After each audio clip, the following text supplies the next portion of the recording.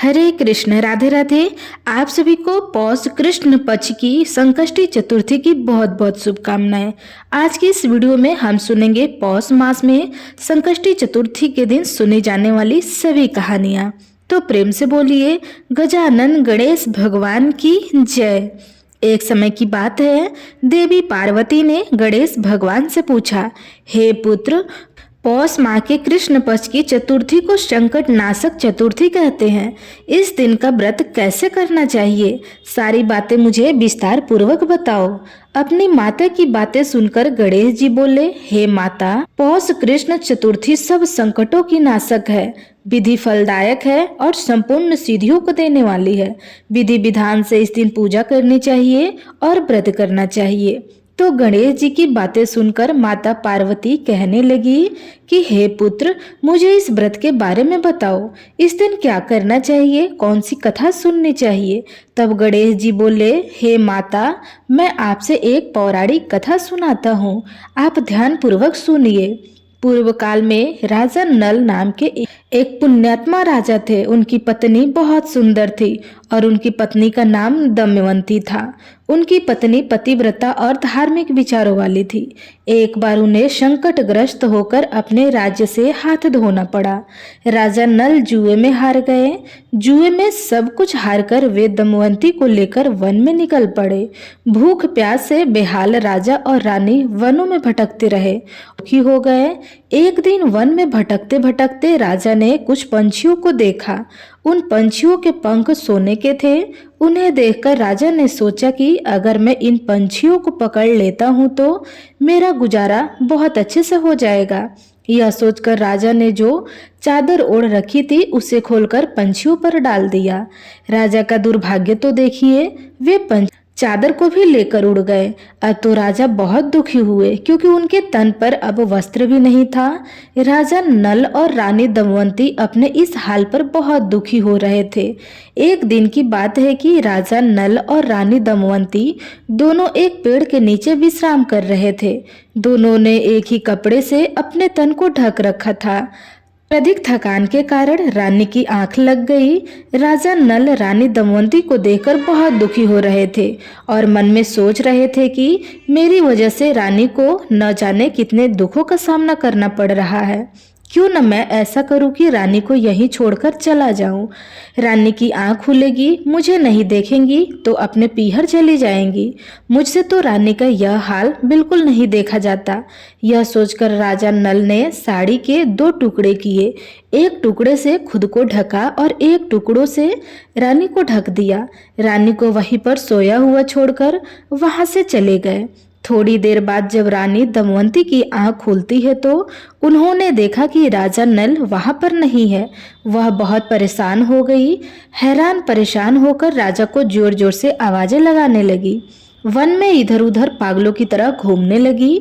बहुत ढूंढने पर रानी दमयंती राजा नल को नहीं ढूंढ पाई। जिन राजा रानी के प्रेम की मिसालें दी जाती थी, अब उनका वियोग हो गया था। इस तरह कर्म से पीड़ित होकर दोनों अलग अलग अपना कर्म फल भोगते हुए दिन बिताने लगे। एक समय की बात है, वन में भटकती हुई रानी दमयंती ने महर्षि सर्वंग के दर्शन किए। वह महर्षि को देखते ही उनके पैरों में गिर गई, हाथ जोड़कर प्रणाम किया। तो ऋषि ने रानी से कहा, हे पुत्री, तुम इस वन में इस तरह अकेले क्यों भटक रही हो? तुम्हारा यह हाल कैसे हो गया? तो रानी दमयंती ने अपनी सारी व्यथा महर्षि को बताई और कहा, हे ऋषिवर, आप तो सब कुछ जानने वाले हैं। आप तो सभी के दुख जान लेते हैं और उनका निवारण भी कर देते हैं। हे ऋषिवर, आप मुझे बताइए कि मेरे पति से मिलन कब होगा? मुझे इन दुखों से छुटकारा कब मिलेगा? न जाने कौन से कर्म की मुझे इतनी बड़ी सजा मिल रही है। मुझे पूरा विश्वास है कि आप मुझे इस मुसीबत से छुटकारा अवश्य दिलाएंगे। रानी दमयंती की बातें सुनकर महर्षि ने कहा, हे दमयंती, मैं तुम्हारे कल्याण की बात कहता हूँ, ध्यान पूर्वक सुनो। मैं तुमसे जैसा कहता हूँ तुम वैसा ही करना। अगर तुम मेरे कहे कहे अनुसार चलोगी तो तुम्हारे हर संकट का नाश होगा। मैं तुमसे एक व्रत कहता हूँ जो सभी कामनाओं पूर्ण करने वाला है और बहुत ही सुखदायक है। इस व्रत को करने से तुम्हारे सभी दुख दूर हो जाएंगे। पौष माह के कृष्ण पक्ष की चतुर्थी आने पर तुम गजानन गणेश की पूजा करना और व्रत करना।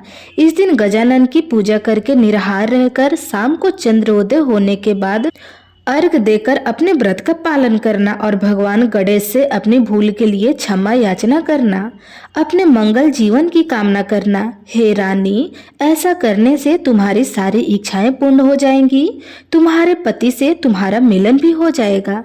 इतना कह करके महर्षि वहां से चले गए। रानी दमयंती तो यह सुनकर बहुत ही खुश हुई और पौष माह की चौथ का इंतजार करने लगी। पौष माह के महीने में जब संकट चौथ का व्रत आया तो रानी ने पूरे विधि विधान से व्रत रखा।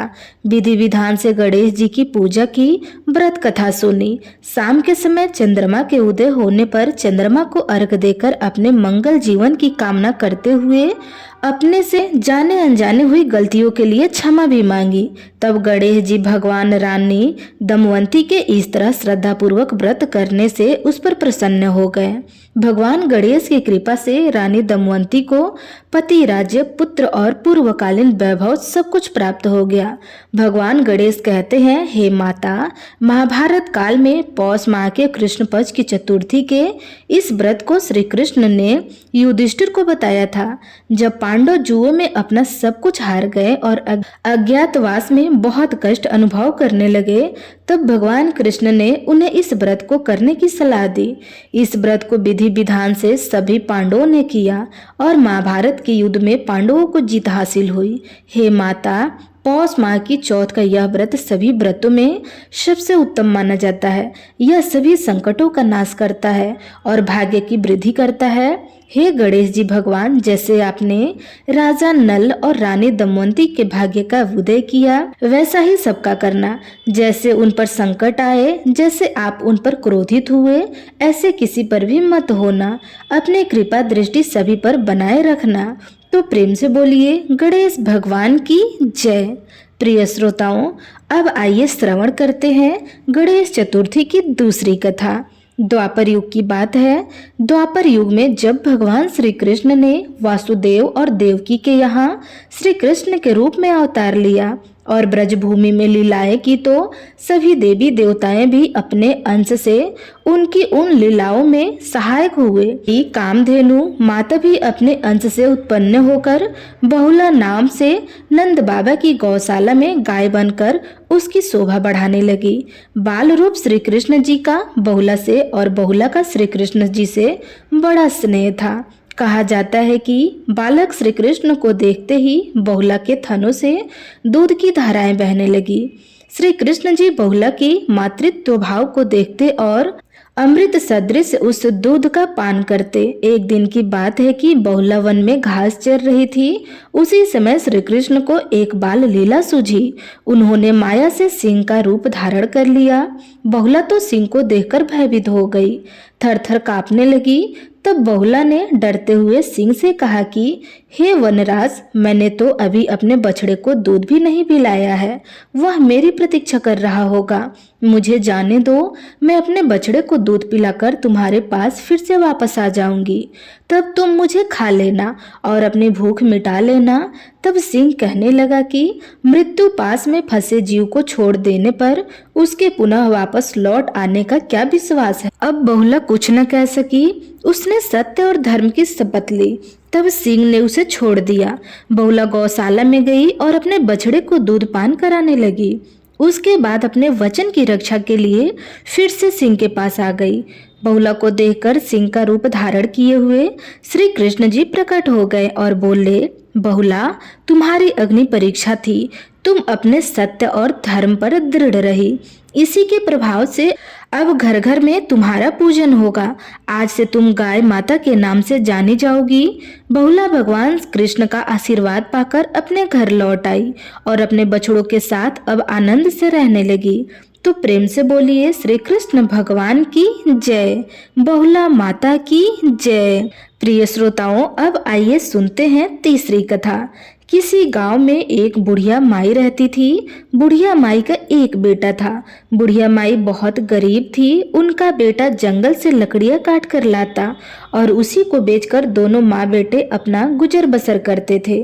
बुढ़िया माई बड़ी ही धार्मिक प्रवृत्ति की थी। वह नियम से सभी देवी देवताओं का पूजन करती और चौथ माता का व्रत किया करती थी। बुढ़िया माई का बेटा जो लकड़ी काट कर लाता, उसमें से वह 2 लकड़ी अलग रख देती थी। चौथ माता का दिन आता तो उससे बेचती और उसी से पूजा का सब सामान खरीद कर लाती थी और भोग का सामान भी लेकर आती थी।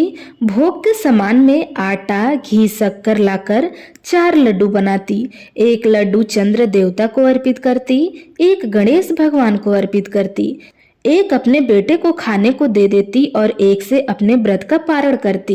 इस तरह से बुढ़िया माई हर चौथ का व्रत करती थी।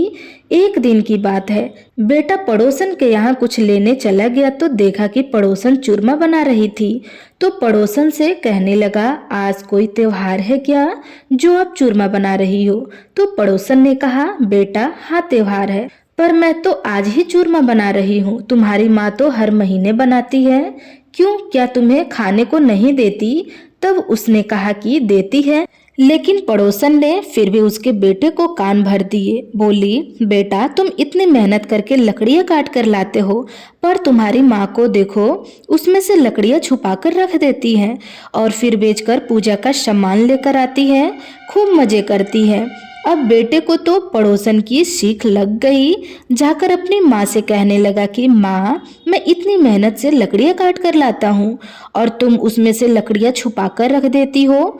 अब बहुत हो गया, या तो तुम मुझे छोड़ दो या फिर चौथ माता का व्रत करना छोड़ दो। तब बुढ़िया माई कहने लगी, बेटा मैं तो यह व्रत सब तुम्हारे लिए करती हूँ, तुम्हें छोड़ सकती हूँ लेकिन चौथ माता का व्रत नहीं छोड़ सकती। तो बेटा ने कहा, ठीक है माँ, फिर मैं घर छोड़कर जा रहा हूँ। अब बेटा घर छोड़कर जाने लगा तो बुढ़िया माई बोली कि बेटा तू जा तो रहा है, लेकिन ले मेरे हाथ के यह चावल ले जा। जब भी तुझे कोई संकट पड़े तो चौथ माता का नाम लेकर अपने चारों तरफ यह चावल डालकर बैठ जाना, चौथ माता तेरी रक्षा करेंगी। अब उसके बेटे को इस सब बातों पर विश्वास तो नहीं था, लेकिन फिर भी उसने अपनी माँ के हाथों से चावल ले लिए और घर से निकल गया। अभी थोड़ी दूर गया था कि एक बड़ी भारी नदी मिली। पार जाने का कोई रास्ता नहीं था। उसने सोचा कि अगर मैं इसमें से नदी पार करने लगा तो मैं डूब जाऊंगा। तो उसे माँ की बात याद आ गई कि जब भी संकट पड़े तो तुम चावल बिखेर कर चौथ माता का नाम लेकर बैठ जाना। उसने तो चावल बिखेरे और चौथ माता का नाम लेकर बैठ गया और कहने लगा कि हे चौथ माता, अगर आप सच्ची हो तो मुझे रास्ता मिल जाएगा। अब उसकी माँ उसी के लिए तो चौथ माता का व्रत किया करती थी। तो चौथ माता की दया हुई और उसे उस पार जाने का रास्ता मिल गया। आगे चला तो एक घने जंगल में पहुंच गया। बहुत ढूंढता रहा पर बाहर जाने का कोई रास्ता नहीं मिला। अब उसे डर लगने लगा कि मैं अगर यहीं फंसा रहा तो जंगली जानवर मुझे खा जाएंगे। तो उसने कुछ चावल के दाने बिखेरे और चौथ माता का नाम लेकर बैठ गया कि हे चौथ माता, अगर आप सच्ची हो तो मुझे इस जंगल से बाहर निकालो। अब इस तरह से जब उसने चौथ माता से प्रार्थना की तो उसे बाहर जाने का रास्ता मिल गया। चलते चलते एक नगर में पहुंच गया। अब इतना चला था कि वो थक भी गया और उसे भूख भी लगी थी। तो उसने सोचा कहीं पर रुककर कुछ खा पी लेता हूँ, थोड़ा आराम कर लेता हूँ। तो एक घर के अंदर गया, देखा तो बड़ा अजीब नजारा था। एक बुढ़िया माई रोती जा रही है और पूड़ी बनाती जा रही है। उसने जाकर बुढ़िया माई से पूछा कि का तुम रो भी रही हो और पुड़िया भी बना रही हो? तो बुढ़िया माई बोली, बेटा यह पुड़िया मैं अपने बेटे के लिए बना रही हूँ। मेरे बेटे को पुड़िया बहुत पसंद है और रो इसलिए रही हूँ कि वह आज आखिरी बार मेरे हाथों की पुड़िया खाएगा। तो उसने पूछा, क्यों, ऐसा क्यों? तो वह कहने लगी कि हमारे यहाँ का नियम है कि जब भी आवा लगता है तो एक आदमी की बलि दी जाती है और आज मेरे बेटे का नंबर है। अभी थोड़ी देर में राजा के सिपाही आएंगे और उसे ले जाएंगे। तो वह कहने लगा, माई देखो मुझे बहुत जोर से भूख लगी है, तुम एक काम करो, यह पुड़िया मुझे खिला दो, तेरे बेटे की जगह मैं सिपाहियों के साथ चला जाऊंगा। अब बुढ़िया माई तो उसका मुंह देखने लगी कि यह क्या कह रहा है। आवे में बैठने को कह रही हूँ और ये कह रहा है कि मैं चला जाऊंगा। तो वह कहने लगी कि बेटा तू पुड़िया तो खा ले, लेकिन बात तो ढंग से किया कर। मैं आवे में बैठने को कह रही हूँ, इनाम लेने को नहीं बुला रहे राजा के सिपाही। तब वह कहने लगा, हाँ हाँ मुझे पता है, मैं आवे में बैठने के लिए भी चला जाऊंगा, तुम बस मुझे पुड़िया खिला दो, मुझे बहुत जोर से भूख लगी है। अब बुढ़िया माई ने उसे पेट भर करके पुड़िया खिला दिया। उसे तो पुड़िया खाकर नींद आने लगी। बोला कि मैं थोड़ी देर के लिए सो जाता हूँ, जब राजा के सिपाही आए तो मुझे जगा देना। आधी रात को राजा जी के सिपाही आए। अब बुढ़िया माई सोचने लगी कि पराया पुत्र है, बड़ा भोला लड़का है, इसे जगाऊं या ना जगाऊं, यह तो आत्महत्या करने पर तुला हुआ है। अभी वह सोच ही रही थी कि इतने में खड़क की आवाज सुनकर उसकी नींद खुल गई। तो उसने पूछा कि राजा के सिपाही आ गए क्या? तो कहने लगी कि हाँ आ गए। तो कहने लगा ठीक है फिर मैं चलता हूँ। जाते जाते बुढ़िया माई से बोला कि ले मेरी लाठी और यह गठरी रख ले, जब मैं वापस आऊंगा तो उससे ले लूंगा। अब उसका मुंह देख बुढ़िया माई तो अंदर ही अंदर रोए जा रही थी। वह तो बड़ा ही भोला लड़का है, इसे तो ये भी नहीं पता कि आवा में से कोई जिंदा नहीं आता है, फिर भी उसने ले ली। तो वह उसमें से गठरी में से अपनी माँ के हाथ के चावल लेकर राजा के सिपाही के साथ चला गया। जाकर उसे आवा में बैठा दिया गया, आवा बंद कर दिया गया। वह तो चावल बिखेर कर चौथ माता का नाम लेकर बैठ गया। हे चौथ माता, अगर मेरी माँ ने आपके सच्चे व्रत रखे हो, आप सच्ची हो तो मेरी रक्षा करना। आवा बंद किए 2-3 दिन हो गए थे। 2-3 दिन बाद वहां पर कुछ लड़के खेल रहे थे। खेलते खेलते उन्होंने आवे पर कंकड़ मारना शुरू कर दिया। तो उसने अंदर से पूछा कौन हो? आवाज सुनकर वो तो डर गए कि इसमें तो कोई भूत प्रेत है। जाकर उसने अपने अपने घरों में बताया कि आवे में तो कोई भूत आ गया है, वहां से आवाज आ रही है। सब लोग इकट्ठे हो गए। तो उसने कहा कि जाकर राजा से कह दो कि आवा पक गया है। अब उन्होंने सोचा सच में आवे में से तो कोई भूत आ गया है। जाकर राजा को खबर दी। राजा ने सिपाही भेजे कि जाकर पता लगाओ। सिपाही आकर देखने लगे तो उसने कहा कि जाकर राजा से कह दो कि आवा पक चुका है और इसे धीरे से खोल ले। तो राजा के सिपाही ने राजा से जाकर कहा। राजा को तो यकीन ही नहीं हुआ, 6 महीने में आवा पकता था, 3 दिन में कैसे पक गया। फिर भी उसने कहा कि चलो खोलो। डरते डरते आवा खोलने लगे। तो उसने कहा अंदर से धीरे धीरे उतारो। अब वे डरते डरते धीरे धीरे एक एक बर्तन उतारने लगे। जब सारे बर्तन उतार चुके तो वह तो जिंदा बिल्कुल सही सलामत स्वस्थ निकल के आ गया आवे में से। तो राजा और सारे सिपाही सभी लोग उसे देखकर डर गए कि भाई तुम कौन हो, आवे में से आज तक कोई जिंदा नहीं आया। तो वह बोला कि मेरी माँ चौथ माता के व्रत करती हैं, उन्हीं के प्रताप से मैं जिंदा बच गया हूँ। राजा कहने लगे मैं तो नहीं मानूंगा, मैं तेरी परीक्षा लूंगा। अगर तुम मेरी परीक्षा में खरा उतर गया तो मैं तेरी बात मान जाऊंगा कि तुम सच कह रहे हो, नहीं तो तुझे दंड दिया जाएगा।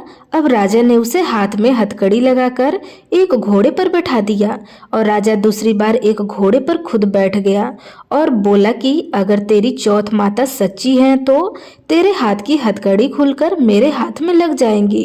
अब उसने तो हाथ जोड़ लिए, चौथ माता से प्रार्थना करने लगा, हे चौथ माता, अगर आप सच्ची हो तो मेरी रक्षा करो। अब चौथ माता की उस पर कृपा हुई, क्योंकि उसकी माँ तो उसी के नाम के चौथ माता का व्रत करती थी। उसे कुछ कैसे होने देती, तो उनकी कृपा हुई तो उसके हाथ की हथकड़ी खुली और राजा के हाथों में लग गई। अब राजा को तो उसकी बात पर यकीन हो गया। राजा उसे पूरे आदर के साथ अपने महल में ले गया।